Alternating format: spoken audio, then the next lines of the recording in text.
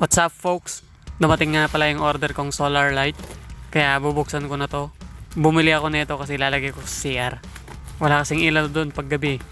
Lalo na kung magsa-shower ako. O kaya naman kung jejebs ako ganun. Mahirap naman kung mag-shower ka tapos walang ilaw.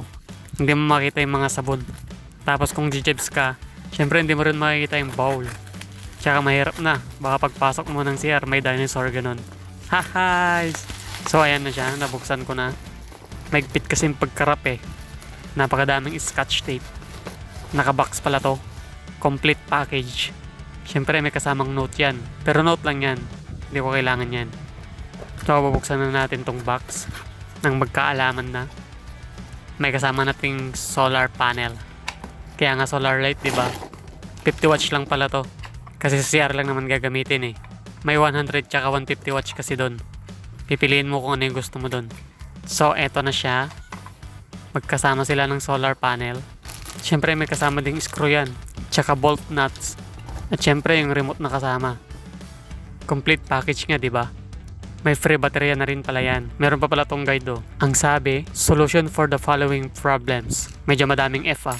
Ito nga pala yung itsura niya sa malapitan. Pag sa malayuan, syempre ganun din. Hindi naman magbabago yung itsura niyan. So, ang una kong kinabit ay ang solar panel. Ayan na siya. Hinanapan ko talaga ng pesto yan. Sa bubong ko sana ilalagay yan eh. Kaso walang lalagyan. Kaya nilagay ko na lang dyan oh. Sa may kahoy. Isang scroll lang kailangan yan. Pwede na. Ito yung view niya. Pag nasa taas siya. Diretso sa may banyo yung wire niya. Yan oh. Ang haba pala ng wire na ito. Pwede gawing extension. Na-install ko na rin pala yung solar light. Ayan o, kita nyo naman, nagbiblink pa. Ibig sabihin, gumagana siya. Kaya kukunin ko na yung remote nang masubukan na. Kahit hindi pa siya nakaka-charge ng maramihan, susubukan na natin. Bawi na lang siya bukas. Hapon ko na kasi na-install to eh. So yun o, gumana naman. May liwanag ang buhay. Parang meral ko lang no. Pero ito walang bayad. May bayad lang to pag bibilin mo. Pero hindi ka magbabayad ng kuryente. So yun, gumagana naman.